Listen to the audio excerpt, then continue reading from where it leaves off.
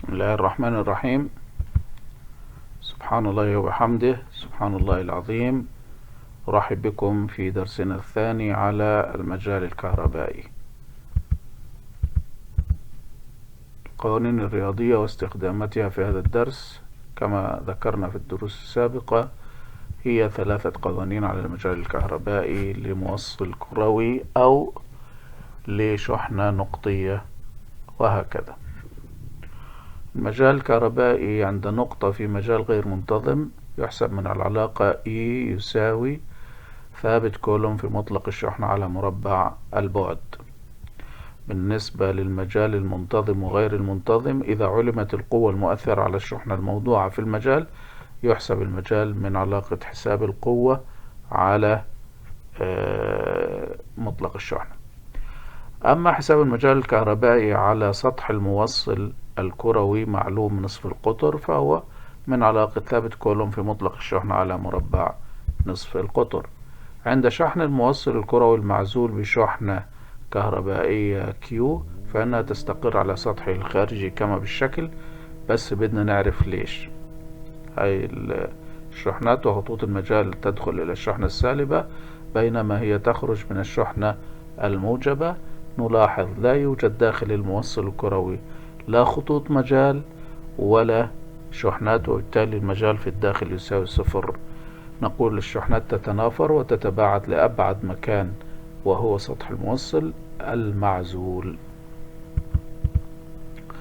نلاحظ من الشكل السابق أيضا أن خطوط المجال الكهربائي تبدأ من السطح الخارجي للموصل، لأن الموصل لا يوجد به شحنات من الداخل. يحسب المجال الكهربائي على سطح الموصل الكروي من العلاقة اللي احنا شفناها في القوانين، حيث R نصف القطر، Q الشحنة، و KC هو ثابت كولوم، و E هو المجال الكهربائي، وهو أكبر قيمة عند السطح زي ما بنشوف من الرسم هنا. هي القيمة العظمى له تكون عند سطحه، وبعدين تبدأ تتناقص بزيادة المسافة. طيب، أما شدة المجال الكهربائي عند أي نقطة داخل الموصل تساوي 0 كما يوضحه الشكل تماما. يعني شدة المجال عند نقطة تبعد عن مركز الموصل مسافة R E out يعني يساوي ثابت كولوم مضروب في مطلق الشحنة على مربع البعد كما بالشكل. هذا هو الشكل. بنلاحظ أنه هذا البعد أخذ في محتواه نصف القطر مضاف إلى البعد عن السطح. أي نعم، لازم هيك الحساب يكون. شدة المجال عند نقطة على سطح الموصل أكبر ما يمكن، ثم تقل القيمة بزيادة المسافة عند مركز الموصل عن مركز الموصل كما يظهره الشكل. هذا الرسم من أفضل الرسوم اللي تعطي التمثيل البياني للمجال والبعد بين النقطة ومركز الموصل. نلاحظ أنها أكبر قيمة طبعا عند السطح، وتتناقص كتناسب عكسي مع مربع المسافة، بينما في الداخل من المركز إلى سطح الموصل الداخلي يساوي 0، ما فيش. طيب، تمرين 1. لاحظ التمرين فيه 4 مطلوبات. المطلوب الأول حساب شدة المجال الكهربائي عند نقطة تبعد مسافة 2/10 متر عن مركز الموصل. نصف قطر الموصل كما رأينا 1 متر، والشحنة 2 في 10 سالب 4 كولوم. ثانيا حساب شدة المجال عند نقطة تقع على سطح الموصل. ثالثا حساب شدة المجال عند نقطة تبعد مسافة 2 متر عن المركز. 4 حساب شدة المجال الكهربائي عند نقطة تبعد مسافة 4 متر عن سطح الموصل. هنا بدنا نكون دقيقين في الحساب هذا. طيب، حيث أن النقطة، هذا مطلوب 1، تقع داخل الموصل لأن المسافة أصغر من نصف القطر فيكون المجال معدوم. هنا ما فيش داعي للحساب أبدا، هذه حقيقة مش لازم أي حد يتناقش فيها.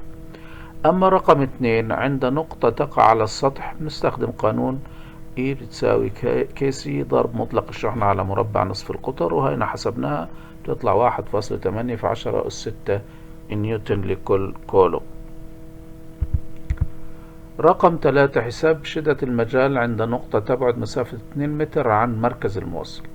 نفس القانون بس بدل نصف القطر استبدلناها بآر سمول مربع، بنعوض فيها 2 متر مربع، بيطلع عندي 4.5 في 10 أس 5 نيوتن لكل كولوم. رقم 4 حساب شدة المجال الكهربائي عند نقطة تبعد مسافة 4 متر عن سطح الموصل. هنا سطح الموصل هناخد المسافة كلها، يعني R زائد R من السطح، يعني 1 اللي هو نصف القطر زائد 4. أما البسط فهو نفسه في كل حالة لأنه ما تغير، ثابت كولوم والشحنة نفسها، بيطلع عندي 7.2 في 10 أس 4. بدك تلاحظ هنا كل خطوة بتزيد فيها المسافة بتقل شدة المجال، يعني مثلا في 3 كان 4.5 في 10 أس 5، بينما في 4 صار 7.2 في 10 أس 4، قلت شدة المجال، وهكذا. تمرين 2 هنا أعطاني رسم بياني، وهذا يعني كويس، الرسم البياني بيعطيني معلومات كاملة. يعني هنا أعطاني مثلا شدة المجال عند السطح كما نرى هنا، شدة المجال تساوي 6 في 10 أس 3 نيوتن على كولوم، والمسافة اللي هي تمثل نصف القطر هيها بتكون نصف القيمة 15%، فبتطلع 72 من 1000 تقريبا زي هيك يعني. وبناخد الأبعاد وبنشوف مثلا عند هذه النقطة اللي فيها المسافة 15% تساوي شدة المجال 1.5 في 10 أس 3 نيوتن على كولوم. بنشوف ايش المطلوب. طبعا هذا الرسم وهذا التوضيح، يعني من الرسم نلاحظ أن R يساوي 75 من 1000 متر، اللي هي قسمنا 15% على 2. شدة المجال عند السطح 6 في 10 أس 3 نيوتن على كولوم. هذه معلومات من الرسم أخذناها على طول. هذه فائدة الرسم.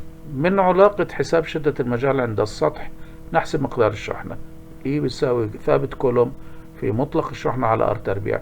طبعا بنطلع الشحنة على ناحية وبنضرب الوسطين في الطرفين، بصير E في R تربيع على ثابت كولوم. عوضنا مباشرة بيعطيني 3.75 في 10 أس 9 كولوم. هذه قيمة الشحنة، يعني 3.57 نانو كولوم إذا ما بدك تستخدم الأسس.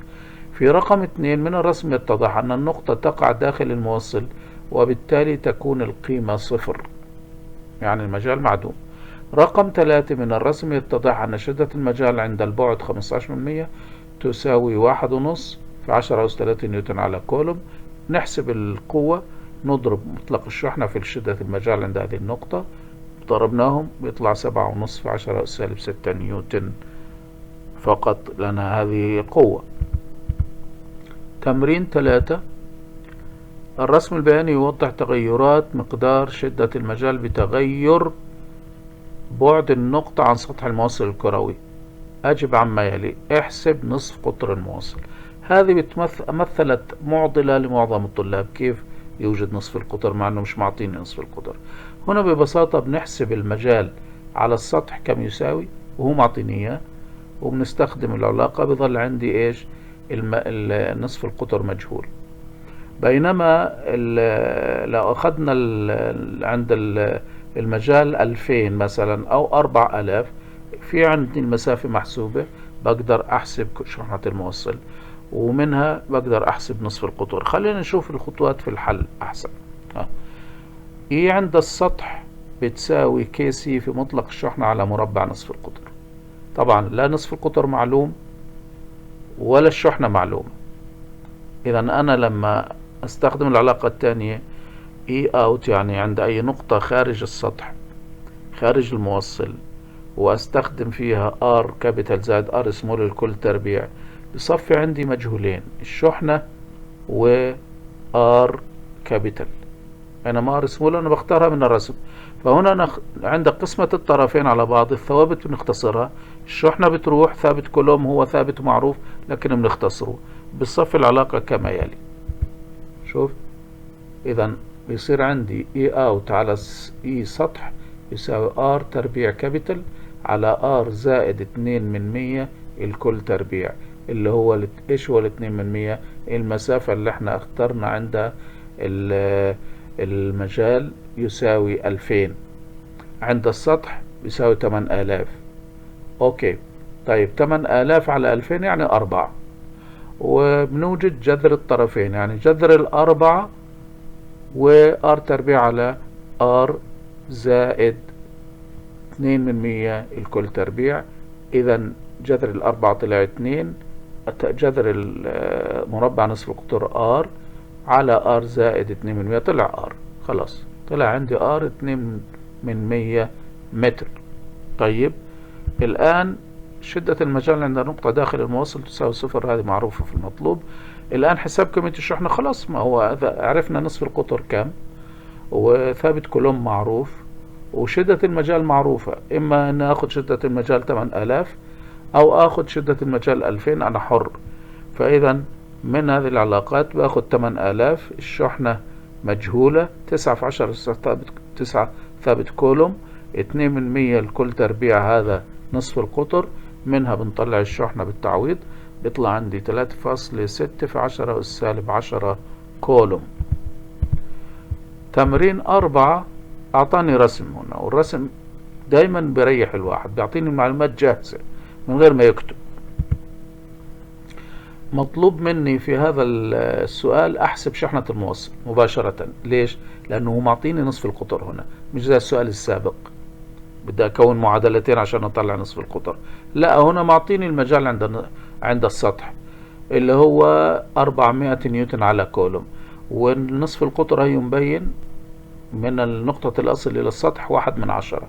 إذا 1/10 هذه متر، اللي هي مين؟ نصف القطر. فبنحسب شحنة الموصل، نستخدم القانون بتاع المجال على السطح، كيسي في مطلق الشحنة على مربع نصف القطر، وسطين في الطرفين، بيطلع عندي الشحنة بتساوي 4.4 في 10 أس سالب 10 كولوم. مطلوب الثاني مقدار القوة. طالما انه المجال معلوم الشحنة معلومة، بقدر احسب القوة من قانون القوة تساوي المجال في الشحنة، والشحنة هيعطيني اياها -2 في 10 سالب 8. طبعا انا باخد الشحنة على انها مطلق، باخدهاش موجب سالب ابدا، ووضعت على بعد 1/10، يعني على السطح. ده وضعت على بعد 1/10 عن سطح الموصل، يعني عند النقطة الثانية اللي هي 2/10 البعد. طيب نيجي نعوض. إذا القوة تساوي مطلق الشحنة في المجال عند البعد 2/10 يساوي 100 من الرسم طبعا، ومضروب في 10 أس سالب 8، 2 في 10 أس سالب 8 اللي هي الشحنة اللي أعطاني إياها. بيطلع عندي القوة 2 في 10 أس سالب 6 نيوتن فقط. وتم بحمد الله وتوفيقه، والسلام عليكم ورحمة الله وبركاته، ونصلي ونسلم ونبارك على سيدنا محمد وعلى آله وصحبه وسلم، والسلام عليكم ورحمة الله وبركاته.